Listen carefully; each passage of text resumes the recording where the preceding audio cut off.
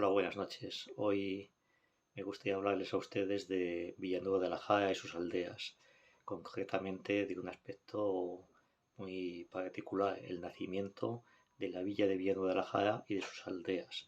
Las aldeas, ya saben ustedes, pues Casas y Marro, Tarazona, Quintanar, Madrigueras y Gil García, son pueblos hoy muy amplios, muy grandes, que incluso han roto los viejos límites distritales que había para depender de dos provincias diferentes, tanto lo que es Cuenca Poblado como en algunos de los casos de los pueblos citados Albacete.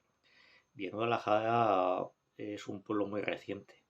El mismo nombre de Villanueva nos da a entender que es villa de red, de fundación nueva. Pero aún así, nosotros incluso podemos un poco contextualizar el momento en el que nace Villanueva de la Jara.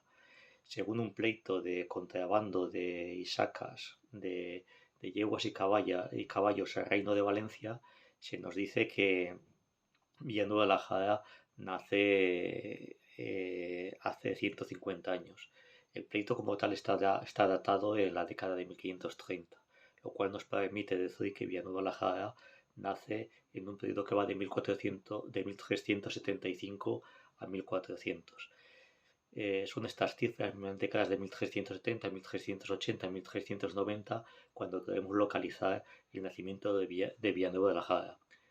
Como se ve, es un pueblo que por lo tanto no está en la tradición de viejas aldeas de Alarcón, que muchas de ellas nos vienen recogidas en lo que son las cuentas del rey Sancho del año 1294. Últimamente estamos postulando el nacimiento de algunas de las aldeas de Alarcón en el último tercio del siglo XIII. En la medida que se van definiendo territorios, que se hace posible un avance poblacional y rotulador y de repoblación, teniendo en cuenta que los efectos negativos que pudo tener la conquista del reino de Andalucía provocó una inmigración masiva hacia esos reinos y permite un mayor asentamiento en estas zonas. Pero en cualquier caso, Villanueva la Jara no responde a esas repoblaciones del siglo XIII, sino que responde a una repoblación bastante posterior al siglo siguiente. Creemos que en el caso de Villanueva la Jara se produce en un momento posterior a lo que es la crisis de mediados del siglo XIV. Esta crisis que provoca una serie de despoblados en toda la provincia de Cuenca que han sido bien estudiados, menos estudiados desgraciadamente. En el caso de La Mancha va a provocar un movimiento reactivo posterior de las últimas décadas del siglo XIV, que es cuando nace Villanueva la Jara. Villanueva la Jara como tal empezamos a tener noticias de ella pues en lo que son las contribuciones impositivas de 1404 y 1403. Curiosamente, entonces se nos aparece como Villanueva y anecdóticamente aparece junto a Villanueva otra población de nombre de bastante sonoridad, que es Vaciaborrachos. Aunque el nombre no sea muy agraciado, suelen aparecer conjuntamente ambas poblaciones. Con el tiempo, Vaciaborrachos desaparece pues de las fuentes documentales, mientras que Villanueva la Jara se mantiene. ¿A qué población pudo corresponder Vaciaborrachos? ¿A una población que luego acabó despoblándose?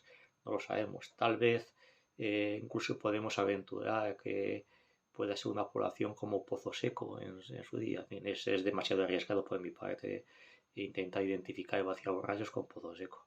El único hecho que quizás me permite hablar de esta identificación de Vaciaborrachos con Pozo Seco quizás sea el mismo nombre de Pozo Seco que induce a pensar la posibilidad de un pozo que se agote, por tanto no hace posible el poblamiento en ese núcleo. También es verdad que desde Villanueva la Jara hasta Pozo Seco se mantuvo en el tiempo, ya durante toda la Edad Moderna, una procesión que se dice que tiene muchísima tradición. Quizás estas procesiones en las que se hace un voto de ayuda a los pobres por un hecho milagroso que aconteció en el pasado, nos recuerda un poquito también a lo que es el poblamiento, por ejemplo, las tierras de Alcalá de Villarrobledo desde el villarejo de San Nicolás.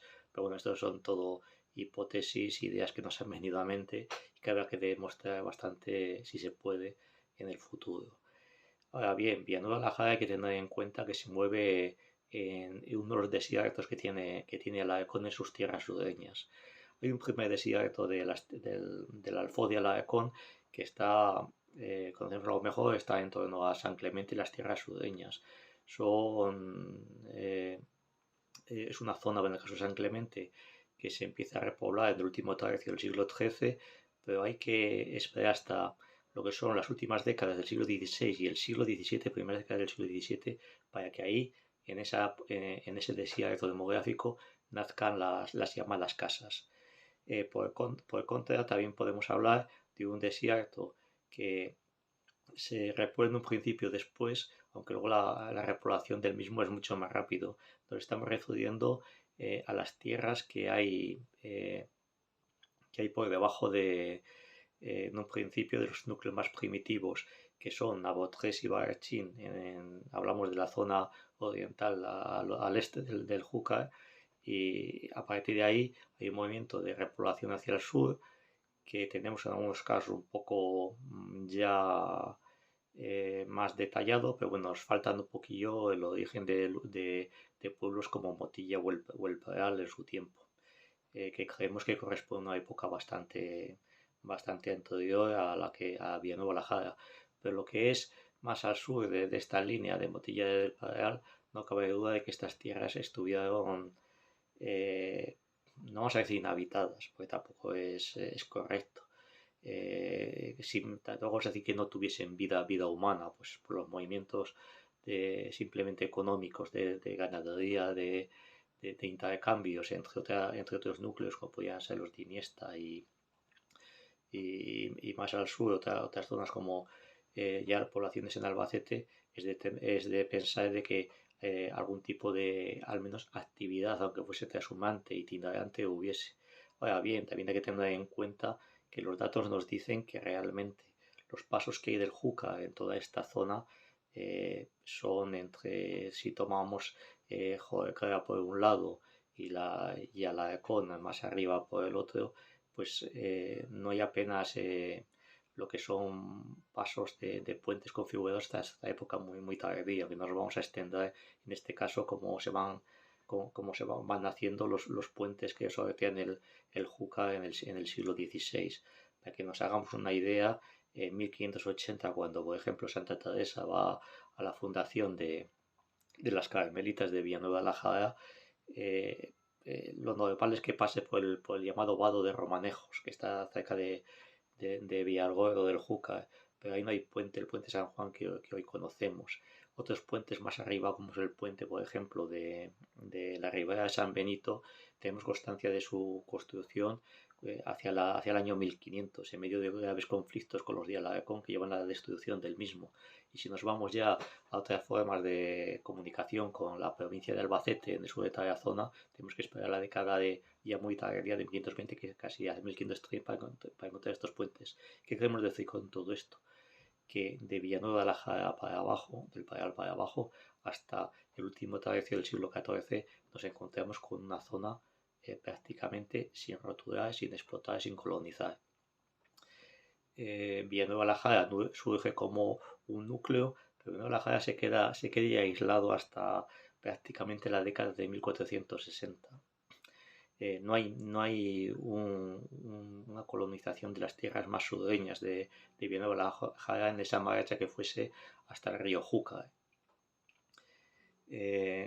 Sabemos por lo que es el cultivo y lo que es la roturación de yecos en la década de 1460, que ahí ya hay un primer movimiento desde Alarcón para lo que es la roturación y colonización de estas tierras yecas y baldías que estaban sin cultivar.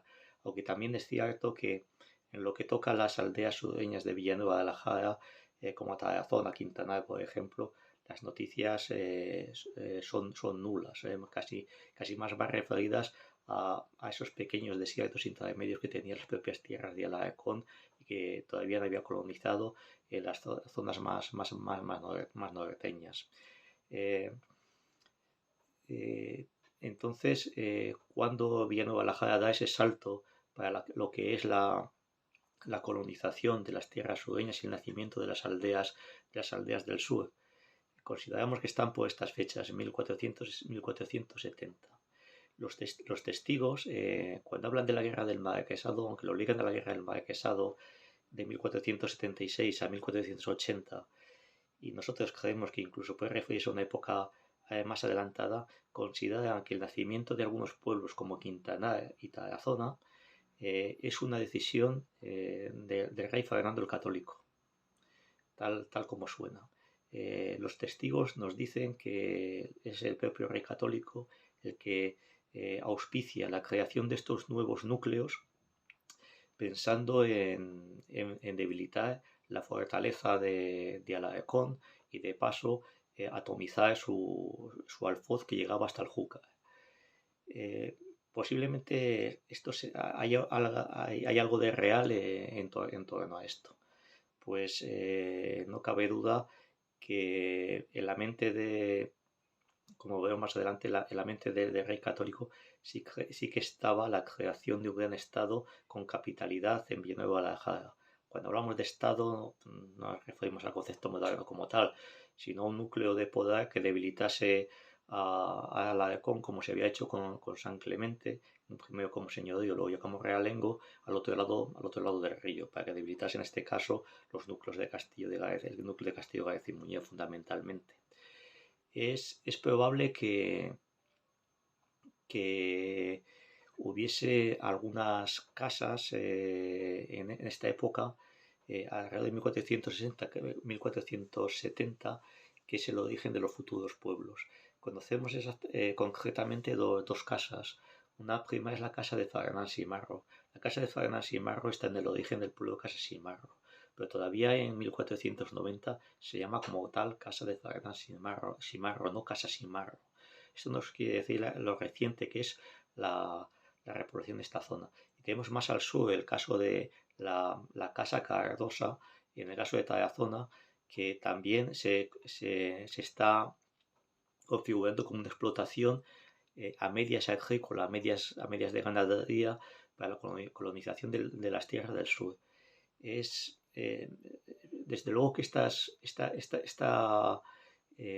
forma de explotación de la tierra, esta forma de colonización, que es en la que se está basando la mayor parte de la historiografía para decidir el nacimiento de unas alcaldías sueltas, a partir del cual se desarrollan las poblaciones, sí que están ahí, porque están ahí, aunque en fecha mucho más reciente de lo que nos podamos pensar, es una continuidad con formas de poblamiento mucho más primitivos, pero para que se llegue a la configuración de los pueblos propiamente dicho, mi opinión es que aquí hay ya decisiones colectivas de grupos de colonos, no aventuras individuales de un colono en particular.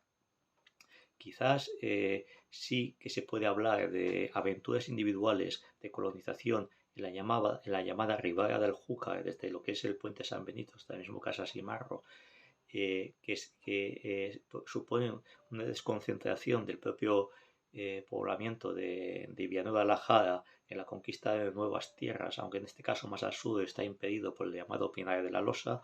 Pero bueno, sí es verdad que existen unas casas ahí que ya viene de antiguo, desde propiamente la entidad poblacional Ribera de San Benito, la Casa de Ávila o la Casa de Farnán Simarro, que es la que acaba prevaleciendo con el tiempo. Más al sur es más difícil encontrar estas casas en este momento.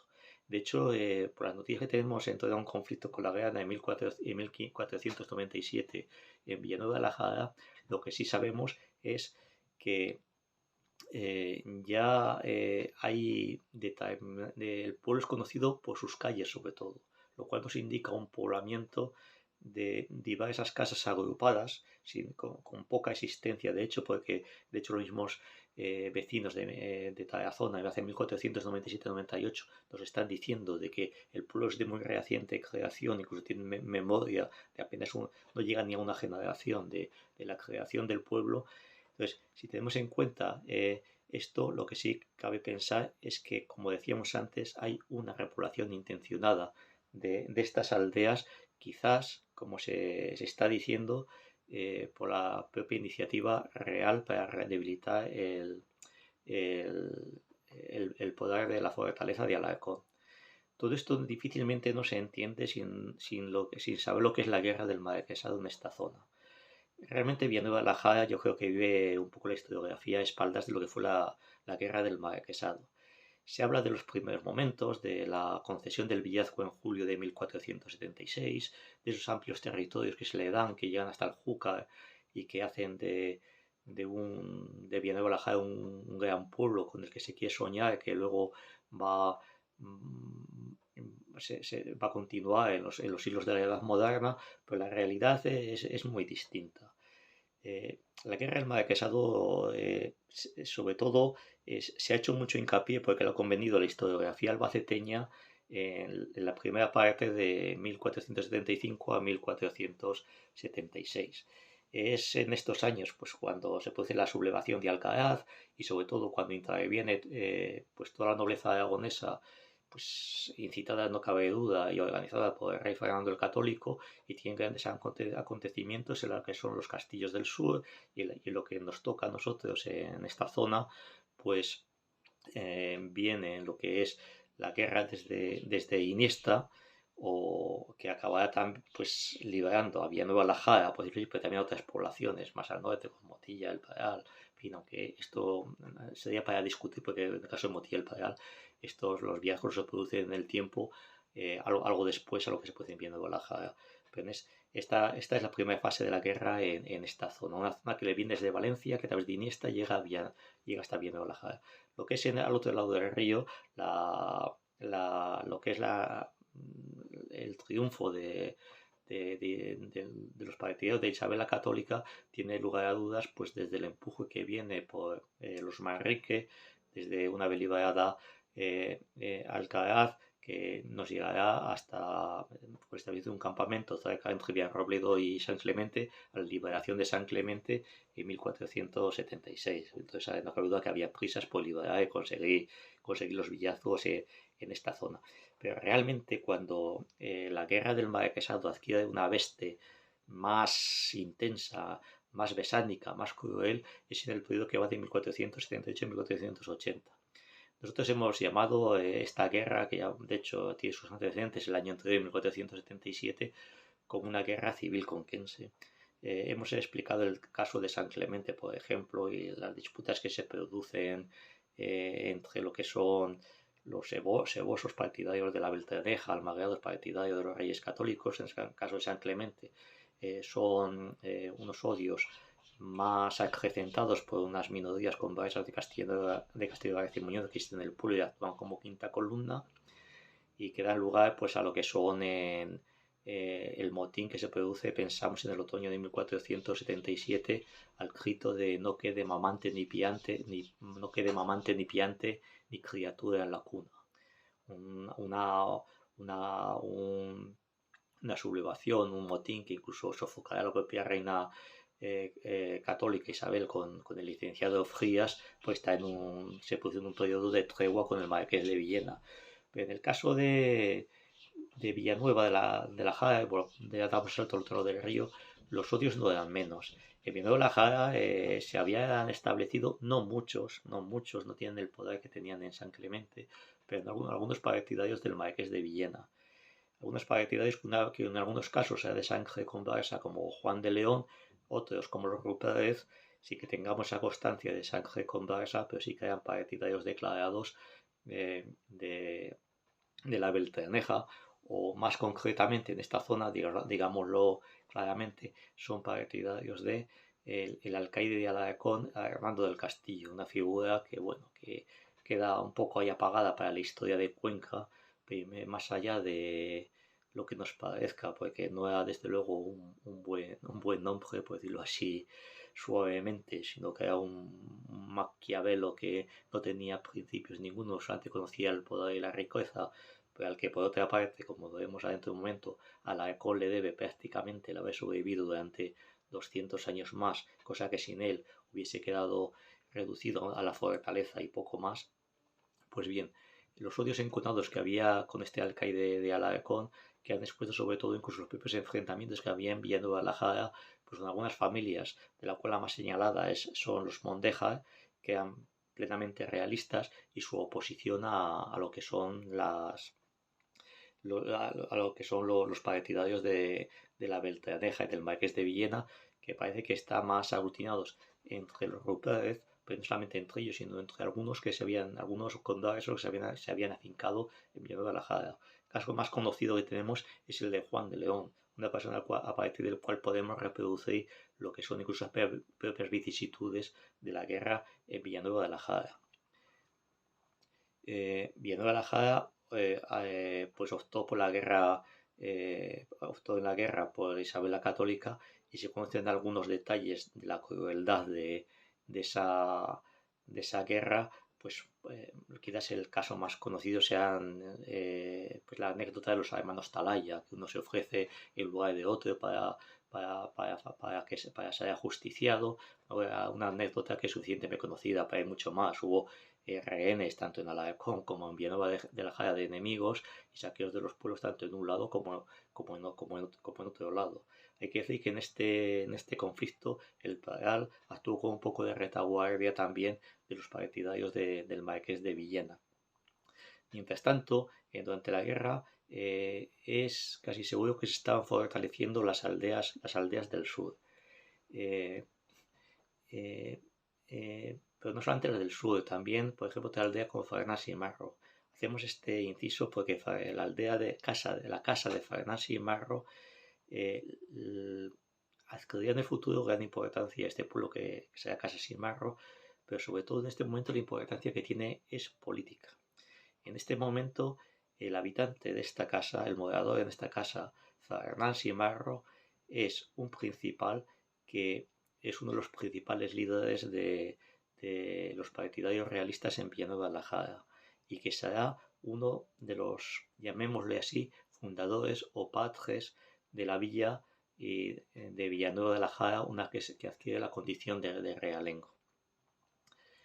Para que nos hagamos una idea, volviendo de nuevo a las aldeas del sur, en 1476, además del villazgo, poco después, Villanueva de la Jara tiene, por carta real, se le concede prácticamente un alfoz, unos términos inmensos, que es más el deseo que la realidad. El alfoz tendrá como fronteras el Júcar, Iniesta al este y el estado de Joeca un poco más al sudeste. Esto, que es lo que se le ofrecía a Villanueva de la Jara en la primera parte de la guerra, era inconcebible porque Villanueva de la Jara no tenía ni gente ni capacidad para colonizar todas estas tierras. De hecho, Villanueva de la Jara no iba más allá de, calculamos, de unos 200 vecinos, con mucho 750, 800 habitantes en esta época, e incluso creemos que posiblemente estemos echando un poco por lo alto. Pero sí es cierto que este hecho que se remonta a 1476, de la concesión de un término muy amplio a Villanueva de la Jara, sí que pudo servir de acicate para la colonización de las tierras del sur por algunos colonos jareños de Villanueva de la Jara. Estamos aquí a lo que ya hemos dicho antes, lo que decían los testigos, que Villanueva de la Jara, o sea, que las tierras al sur de Villanueva de la Jara se habían colonizado y roturado por la propia iniciativa real de Fernando el Católico. ¿Esto es así? Posiblemente sea así. También hemos de entender que no todas las aldeas que nacen al sur de Villanueva de la Jara nacen movidos o desarrolladas por este acicate real de Fernando el Católico. Por ejemplo, sabemos que en lo que es hoy un pueblo del Albacete, Madrigueras nace en torno a un pozo, y en torno a los años, calculamos finales de la 1460, comienzos de 1470. Y nace no desde Villanueva de la Jara, nace desde Iniesta. Desde Iniesta, la familia Garrido se hará con la propiedad de un pozo en este pueblo de Madrigueras, y allí lo sellará con un candado. Junto al pozo incluso creará una pequeña casa en la cual pues actuar como moderado durante durante algunas épocas del año. ¿Qué razón tiene esto? Esto se inscribe en lo que es la transhumancia de los ganados yeguas de Villanueva de la Jara hacia los prados y dehesas de Alarcón que existían junto al río Júcar.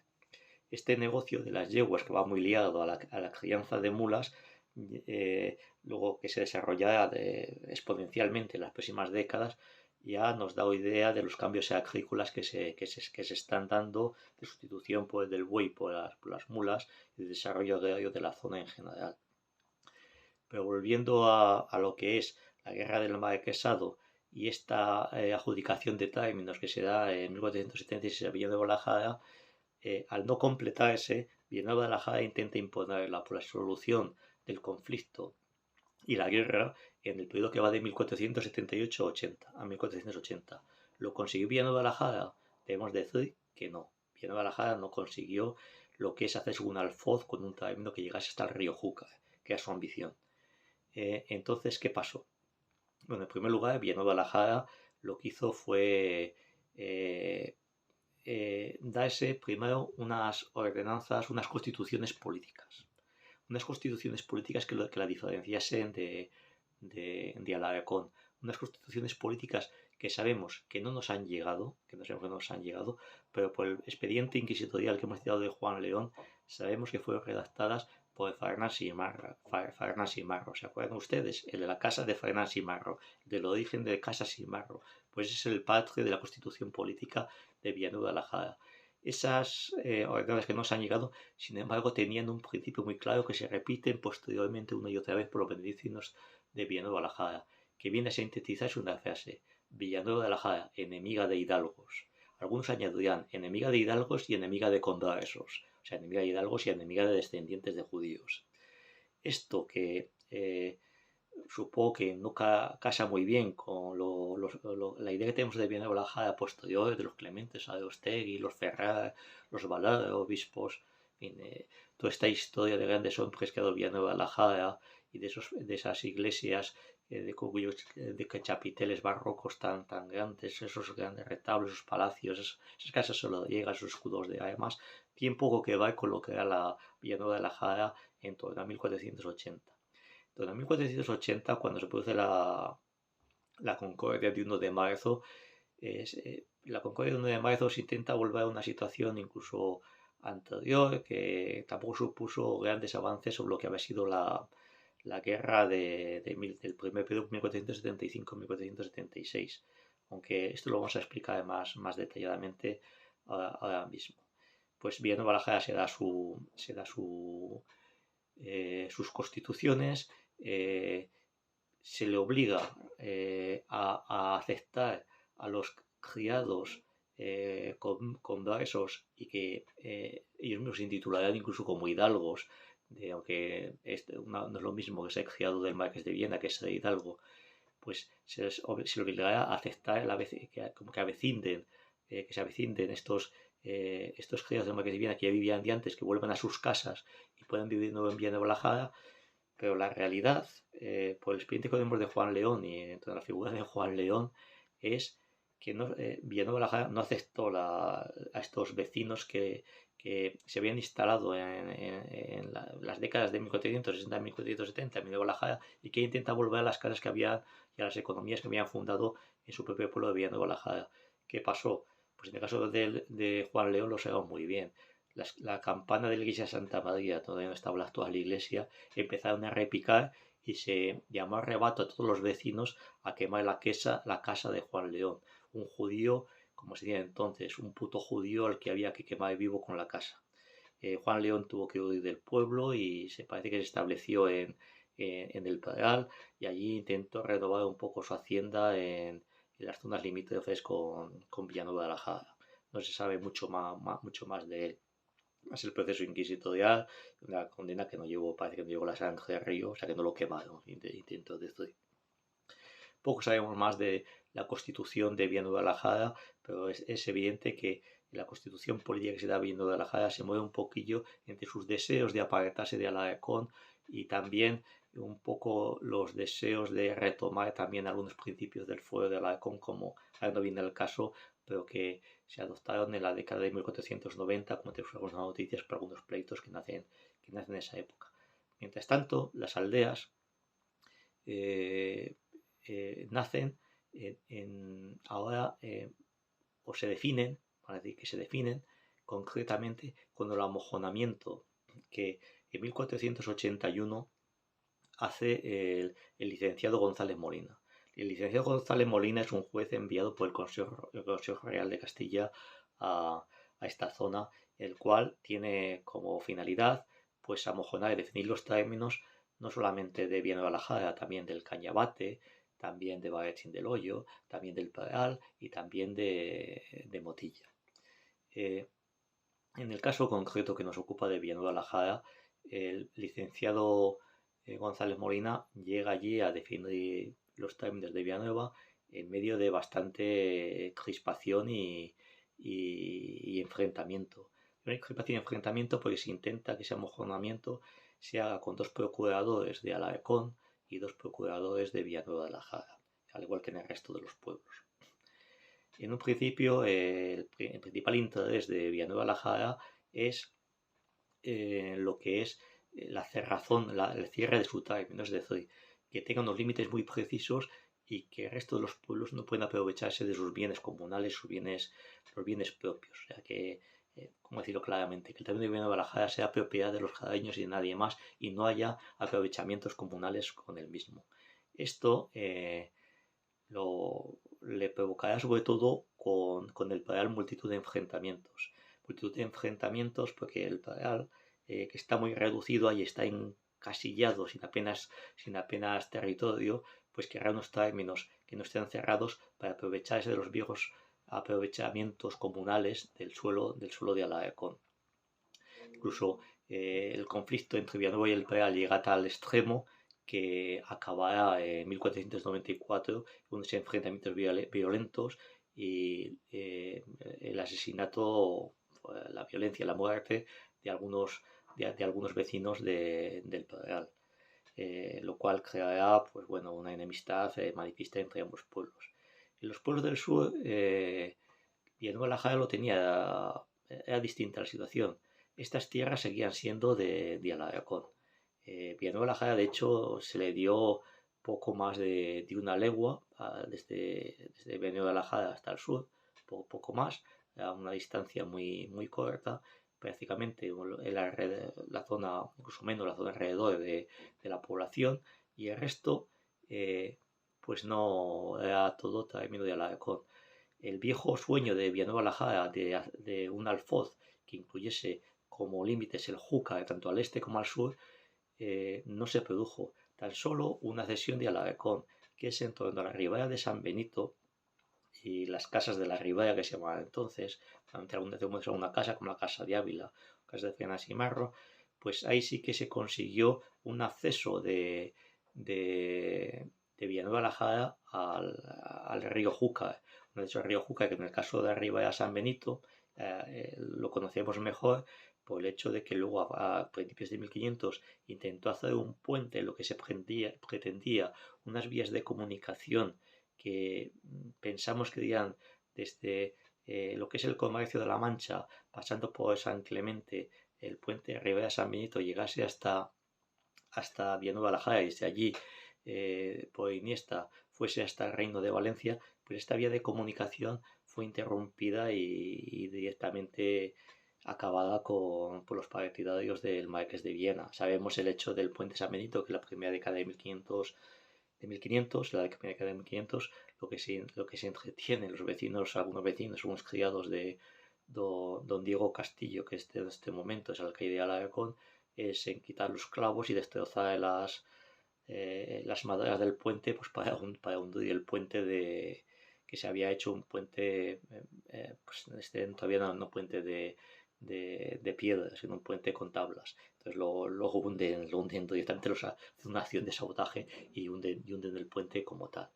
Pero conseguida esta salida hacia el río Júcar, la zona este, al sur de Picazo, para que me entiendan ustedes, pues Villanueva de la Jara, su viejo sueño era también tener vías de comunicación para pasar el Júcar hacia las tierras de Albacete.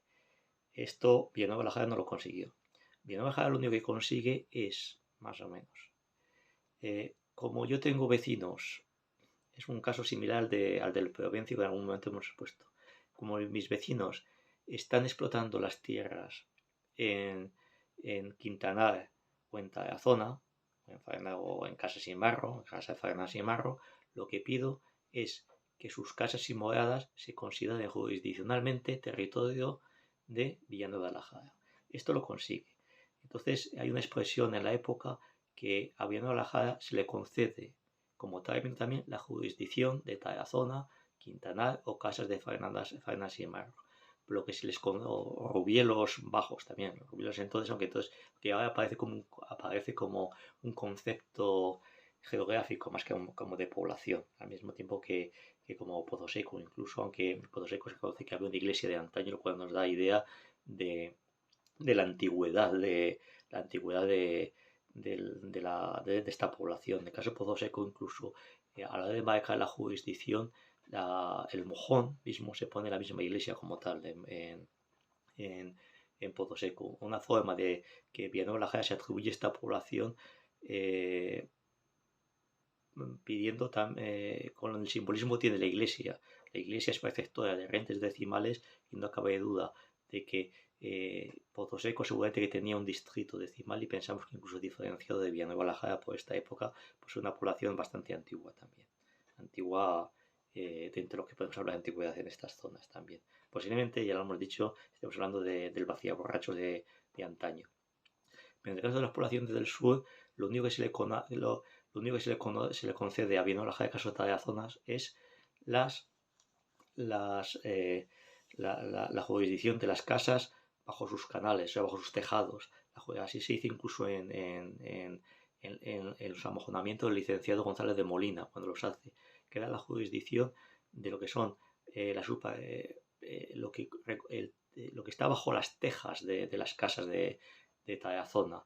Es más, en algún caso, estas casas de Villanueva de la Jara había correspondido a población de vecinos no de Villanueva de la Jara, sino de población de vecinos de Alarcón.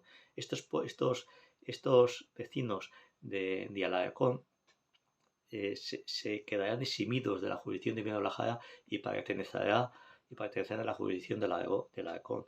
Por el conflicto de la Grana que se produce en 1497, que hemos hablado anteriormente, sabemos que alguna casa incluso que se construye posteriormente a este amojonamiento de 1481 queda entre los mojones de Alarcón y de Villanueva de la Jara, de forma que la mitad de la casa es de Alarcón y la mitad de la casa, una misma casa, es de Villanueva de la Jara. Para que entendamos esto, Quintanar es un caso absolutamente igual. La jurisdicción de Villanueva de la Jara solamente alcanzaba a lo que estaba debajo de los tejados de sus casas, de las casas de los jarareños, y un caso más. ¿Qué intentamos matrigar? Es otro caso igual. ¿Qué intentamos decir con esto? Pues que la jurisdicción que consiguió Villanueva de la Jara fue un fracaso absoluto. Alarcón consiguió mantener prácticamente todo su alfoz al sur de Villanueva de la Jara. Pero cuidado, políticamente Villanueva de la Jara fue más astuto. A mitad de este talón de Aquiles, este caballo de Troya en las tierras de Alarcón, lo que consiguió fue que en la medida que los vecinos unían la propiedad de sus casas a las propiedades de sus tierras, es un caso que hemos visto en el caso del Provencio desde el siglo XV. Que en el caso del Provencio, los provincianos decían, solamente nos reconocéis, le decían a los sanclementinos, que nuestra jurisdicción son las propias casas del pueblo.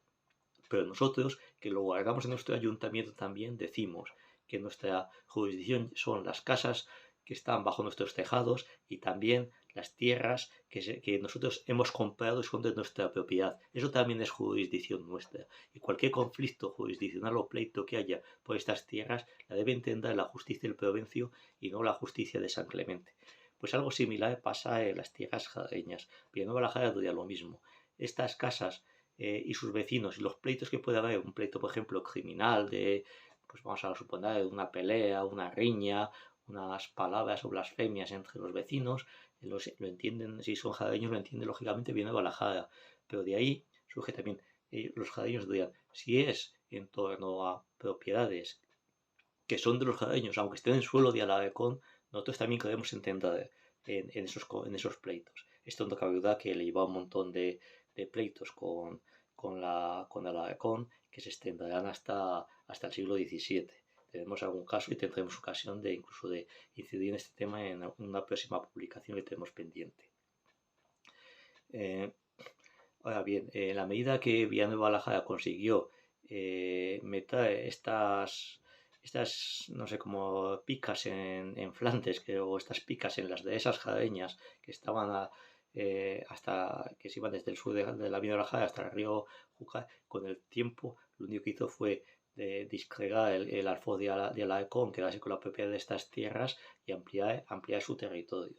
Desgraciadamente, para Villanueva la Jara, las aldeas, tanto Tarazona sobre todo como Quintana, adquirieron muchísima fuerza, llegaron a superar incluso en población o a medirse en población, no tanto, pero bueno, con Villanueva la Jara y acabaron pidiendo la propia independencia jurisdiccional de Villanueva de la Jara en la década de 1560.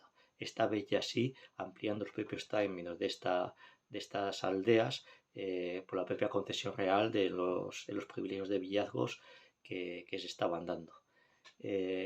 Esto es un poco Villanueva de la Jara como se mueve en todo este periodo. Como ven ustedes, tenemos ahí unas lagunas tremendas que van desde la propia fundación del pueblo en el último cuarto del siglo XIV hasta lo que es la propia guerra del Marquesado, que prácticamente no tenemos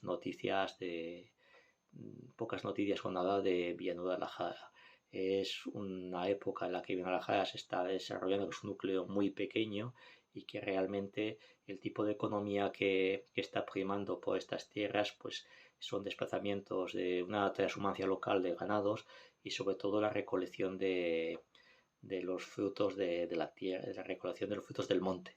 Por recolección de los frutos del monte queremos destacar por lo que son desde los tradicionales de la bellota, por ejemplo, pero también a la explotación de la leña, pero algo que tiene mucha importancia en esta época, que es la grana. La grana es un colorante que nace en los árboles de la coscoja, sobre todo, y se utiliza para el tinte de los tejidos. Es un colorante que estuvo muy de moda y prácticamente sustituible hasta la cochinilla en épocas posteriores y que empecé desarrollándose con el descubrimiento del Nuevo Mundo, pero que ahora tiene muchísima importancia y que en esta época del último tercio, a la segunda mitad del siglo XVI, quien está controlándolo sobre todo es el movimiento converso. La recolección no cabe duda de que la está haciendo los propios habitantes de la zona, que es unos ingresos complementarios, los propios ingresos que le daban sus actividades tradicionales de agropecuarias.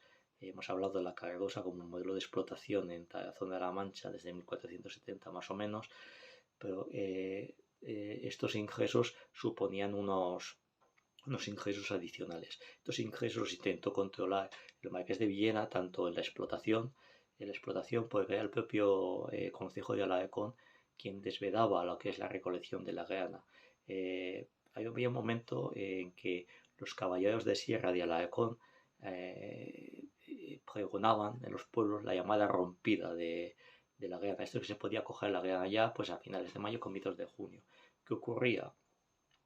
Que ecológicamente pues no daba, no lo hacía legalmente las cosas. Entonces lo que solía hacer en estos casos es que mandaba a sus propios vecinos, otra vez concertaba con los de Iniesta o con los de la Roda, concertaba la recogida de la grana a través de un precio determinado, tanto alzado, y sobre todo controlaba lo que es más importante, el comercio de la grana hacia el Reino de Valencia.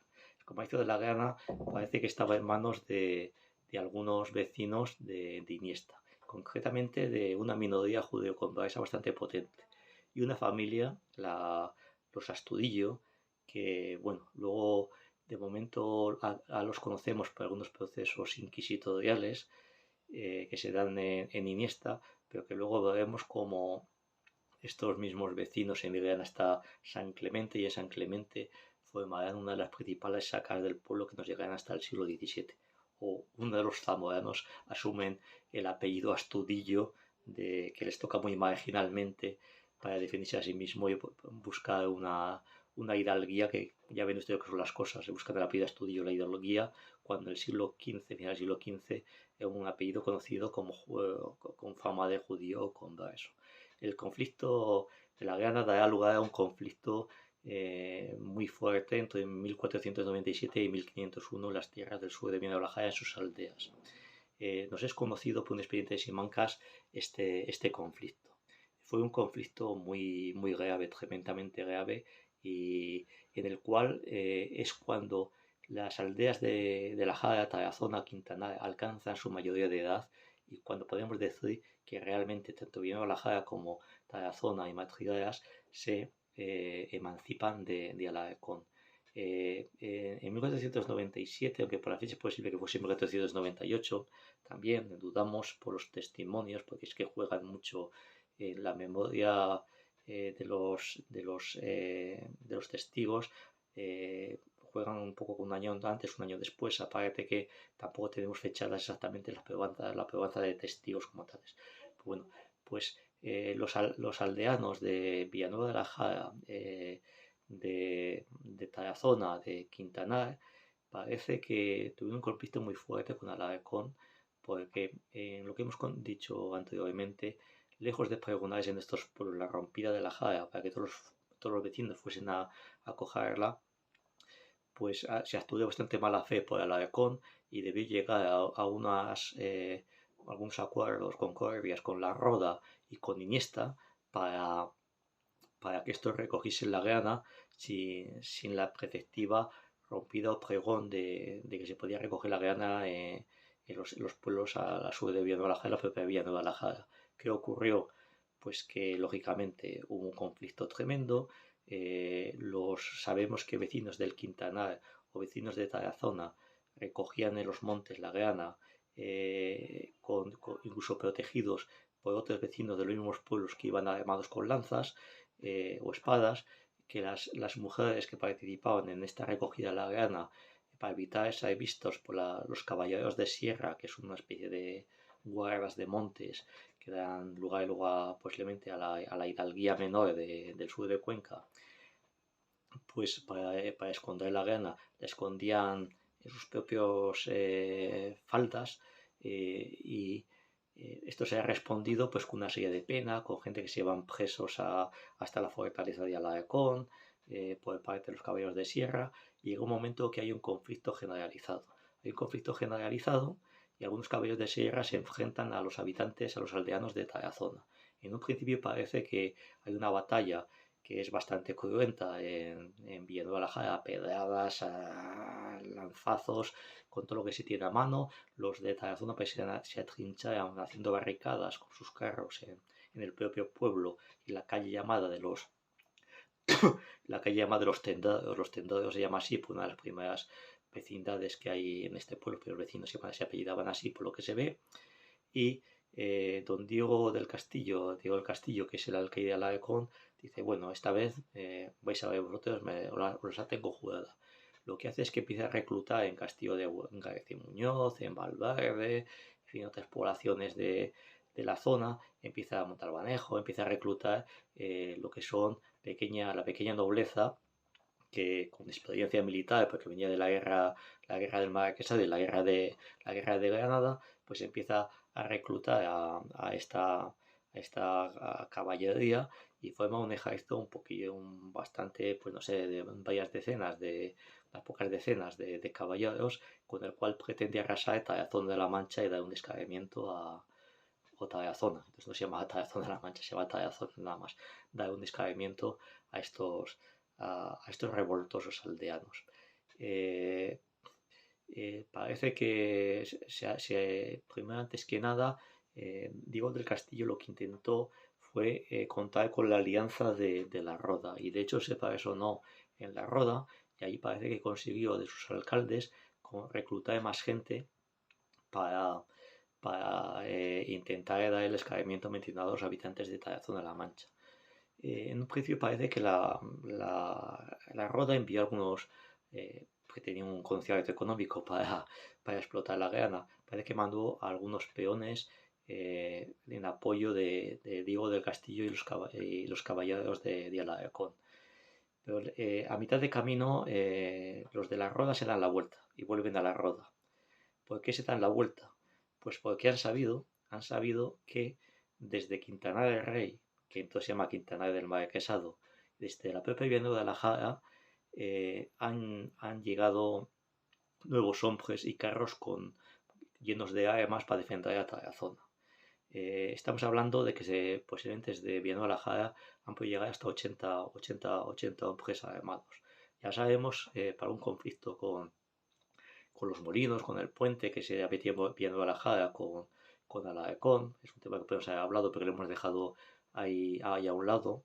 Esto es un tema fundamental, el tema de los molinos, para entender la independencia de Villanueva de la Jara de Alarcón y la dotación de unos molinos o unas ruedas de molino propio de los molinos nuevos que aparte de los pachecos de Minaya. Pues bien, parece que este apoyo, esta solidaridad que reciben los de Tarazona, tanto de Quintana del Rey como de Villanueva de la Jara, hace que se retraigan los de la Roda. Y al final hay un caso muy, muy curioso, es que vemos a Diego del Castillo, nos describe un poco del paisaje, es que está entrando al pueblo, en el pueblo parece que está, los primeros cultivos que hay son los de viñas, ya tiene algunas viñas ahí los vecinos y que son las que rodean el pueblo, y él se sube a una especie de montículo, y desde el montículo pues se muestra desafiante con los habitantes, con los aldeanos de Tarazona, pero no llega a dar el paso. Debe comprender la situación que tiene, de que es un pueblo que está dispuesto a defenderse frente a la caballería de Alarcón, y da media vuelta y al final decide retirarse. Al final parece que debe tener algunos aliados en Quintana y allí pasa la noche, quizás también porque haya una avenencia entre los de Tarazona y Diego del Castillo que facilite la retirada de estos hombres a Quintana del Rey.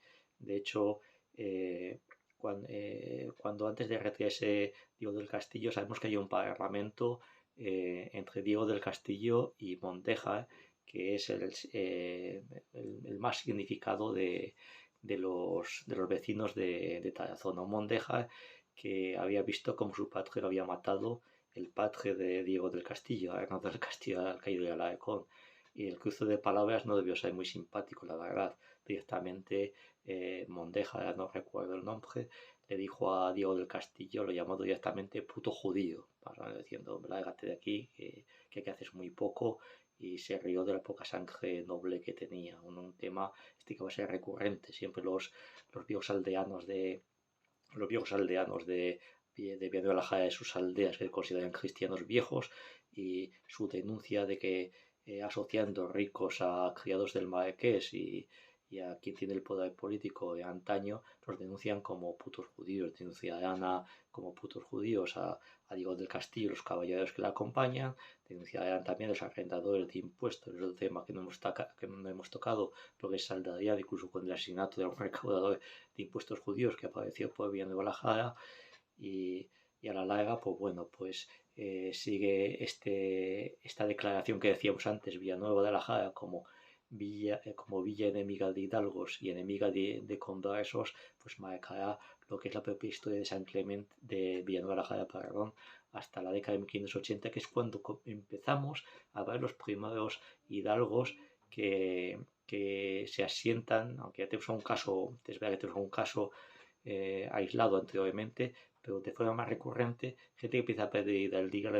década de 1580 en Villanueva de la Jara y configuran ese pueblo que ya entendemos en el siglo XVII. Ese pueblo los Clemente, que hasta entonces no había tenido ni osado declararse como hidalgos, los Clementes unidos familiarmente a los Arostegui, posiblemente cantadores vascos que en esta zona, Lope de Teba, que no dejaban de ser los hombres también pechados, por mucho que quieran luego ser hidalgos después. Y bueno, las alianzas familiares que muy bien con los Ferrer de Requena, Ferrer de Plegamans, que en este caso ya parece que tenían cierto pedigrí de hidalguía, que es la que se apoyarán el resto de familias pues para construir esa Villanueva de la Jara que hoy se nos presenta de grandes casonas, palacios, su gran iglesia, y en fin.